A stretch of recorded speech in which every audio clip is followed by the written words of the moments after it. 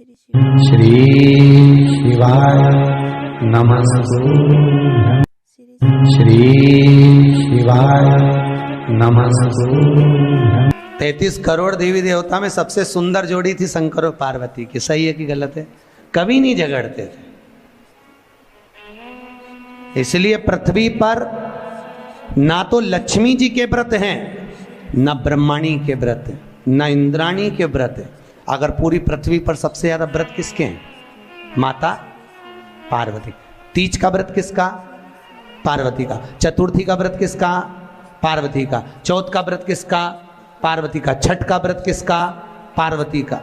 जितने व्रत है सब माता पार्वती। गणेश जी मैया को प्रसन्न करने के लिए 8 रूप में धारण करते हैं। 8 रूप भगवान गणेश जी ने धारण किए। एक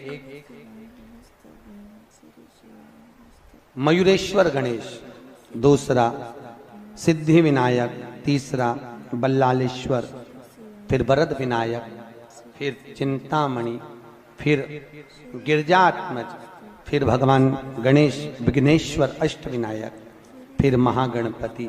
ऐसे गणेश जी के 8 नाम हुए। उस समय तिजोरी के अंदर जो गणेश की प्रतिमा रखी जाती है किस नाम से रखी जाती है? तो तिजोरी में हम जो गणेश की प्रतिमा रखते हैं वो वरद विनायक के नाम से रखते हैं। कौन सा गणेश? वरद। वरद विनायक के नाम से तिजोरी में गणेश रखते हैं। और वरद विनायक के नाम से गणेश जी तिजोरी में रखाते हैं।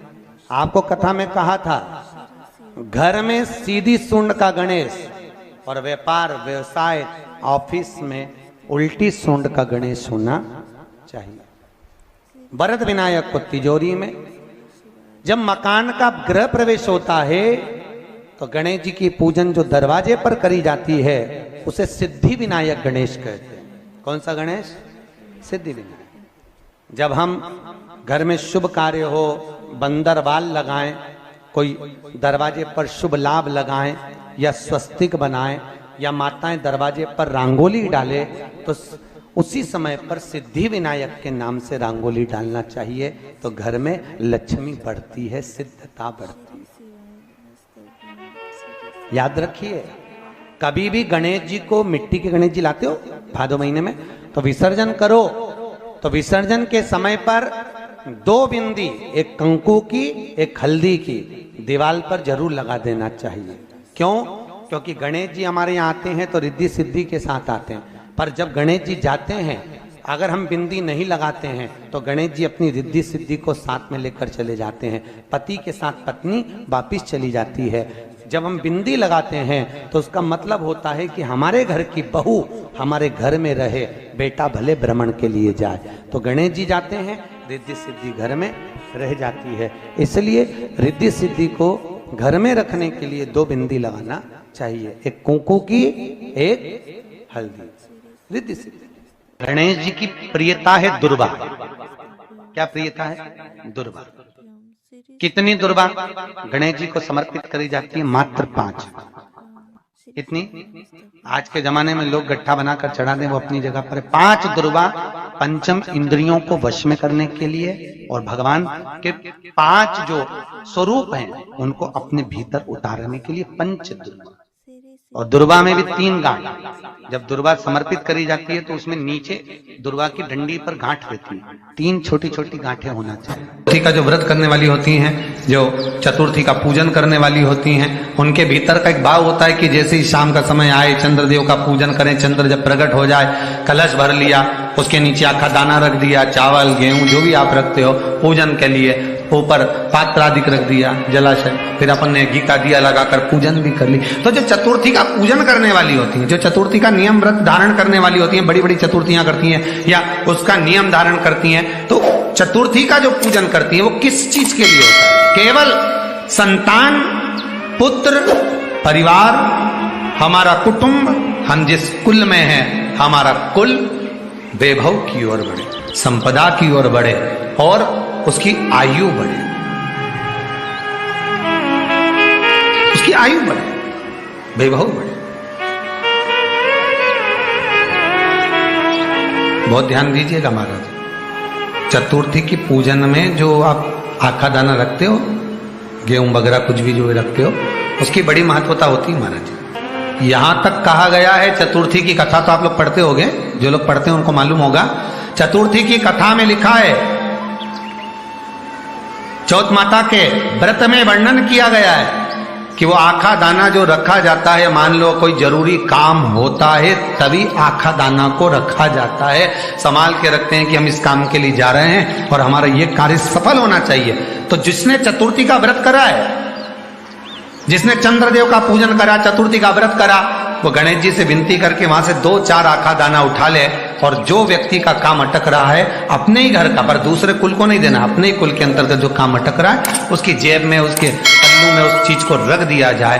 तो चतुर्थी जो अगली आती है, जैसे आप महीने की करते हो तो महीने की, और आप जैसे करते हो कि 4 अलग बड़ी बड़ी चतुर्थी करते हो तो उसके अनुसार आपका कार्य सिद्ध होता ही है। उस आखे दाने का इतना महत्व होता है क्योंकि चतुर्थी का व्रत करने वाली माता जब व्रत करती है तो स्वयं चतुर्थी की कथा में लिखा हुआ है कि पार्वती जी गणेश जी से चतुर्थी की कथा बचवाती। चतुर्थी की कथा बाची किसने थी? स्वयं गणेश जी महाराज ने। और सुनी किसने थी? माता पार्वती। बाचने वाले गणेश जी थे, सुनने वाली माता पार्वती थी। तो चतुर्थी की कथा जब होती है तो उसको स्वयं गणेश जी बाच रहे हैं। तो व्रत कौन सुन रही है? माता पार्वती। और आपने जो आखा दाना लिया वो गणेश जी के भाव से लिया, गणेश जी से निवेदन करके, विनय करके, प्रार्थना कर उसको प्राप्त किया। जितने आस्था चैनल पर कथा सुन रहे हो, जितने फेसबुक और यूट्यूब पर सुन रहे हो, और जितने इस छत्तीसगढ़ की पावन धरा पर बैठकर सुन रहे हो, बहुत सावधानी से सुनना। एक छोटा सा कपूर का टुकड़ा जब आरती में जलाया जाता है तो ये कपूर क्यों जलाते हैं? इस कपूर का महत्व क्या है? इस कपूर का कारण क्या है? ये कपूर है कौन जिसको हम आरती में जला?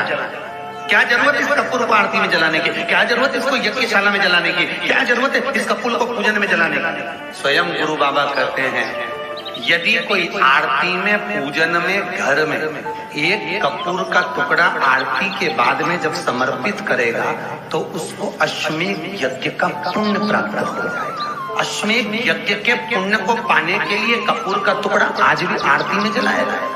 एक कपूर का टुकड़ा सुख का, इसीलिए हमारे यहाँ शास्त्र कहता है महाराज, जब आपको घर में अगर ऐसा लगने लगे कि 15 दिन से बहुत बेचैनी है, बहुत दुख तकलीफ लग रही है, कोई ना कोई बीमार पड़ रहा है, कुछ ना कुछ तकलीफें लग रही है, तो एक पीपल का पत्ता ले लो, उसके ऊपर एक कपूर का टुकड़ा ले लो, सारे घर में घुमाकर उसको दरवाजे के बीच मध्य में जलाकर रख दीजिए। थोड़ी सी जला 20 से 25 मिनट के अंदर मकान में एनर्जी वापिस आ जाएगी, उस भवन में एनर्जी वापिस प्राप्त हो जाएगी। 20 से 25 मिनट के अंदर एनर्जी वापस। लग रहा है कि यहाँ नेगेटिव है तो उसको पॉजिटिव बनाया जा सकता है। रात को 12 बजे शंकर जी के मंदिर में शिवलिंग पर चढ़ी हुई बेलपत्री को उठाकर शंकर मंदिर का शिखर देखकर चबा चबा कर खा लीजिए। आपके पाँव के घुटने बदलने की जरूरत नहीं पड़ेगी, ऑपरेशन की जरूरत नहीं पड़ेगी। गणेश जी फ्री कब रहते हैं? तो हमने कहा अब ये तुम्हारे ऊपर, हमको तो मालूम भी नहीं, हम तो अपॉइंटमेंट लिए भी नहीं उनसे, तो तुम्हें ज्यादा स्मरण हो। तो आप शंकर जी की कथा करते हो, आपको नहीं मालूम कि गणेश जी कब फ्री रहते हैं? हमने कहा गणेश जी फ्री रहने का केवल एक समय होता है, एक टाइम होता है, एक पल होता है, एक घड़ी होती है कि गणेश जी महाराज हमारे घर में आ गए। गणेश जी की सबसे पहली जो आरती हो, उस आरती के समय पर अगर धूप बत्ती जलाई जाए या गोबरी को जलाकर उसमें गूगल छोड़ी जाए और गूगल छोड़ने के बाद गणेश जी का नाम ध्रुम वर्ण कह दिया जाए तो गणेश जी को तुम्हारे घर की पूजा स्वीकार करना पड़ती है। बस वो समय हम तो बस उतना जानते हैं कि शिव महापुराण में लिखा और मुद्गल पुराण में लिखा, गणेश पुराण में लिखा, गणेश जी का एक नाम होता है ध्रुम वर्ण। क्या नाम है? ध्रुम वर्ण गणेश जी का एक नाम होता है। जब हम धूप जलाकर और धूप लगाने के बाद में गणेश जी की सबसे पहली आरती करने के पहले अगर हम सबसे पहली आरती गणेश जी की कर रहे हो, अपने घर में स्थापना कर रहे हो, बिठा रहे हो, और तुम चाहते हो कि गणेश जी मेरे घर में आके मेरी पूजा को स्वीकार करें और जो मांगू मेरा गणेश मुझे दे 10 दिन के अंदर, तो पहला नाम लेकर पुकार लेना ध्रुम वर्ण विनायक, बैठो, बस काम हो गया। वो फ्री होकर आता है, वो बैठता है अलमस्तता में। सब बोलिए एक बार जमकर, श्री शिवाय नमस्तुभ्यम। प्रैक्टिकल जरूर करना, कहीं सियोर वाला महाराज झूठ तो नहीं बोल रहा। शास्त्रों की बातें हमारे जीवन में हमें सुख प्रदान करे, इसलिए इस भाव का आनंद करते हुए आज की कथा को विराम देते हैं।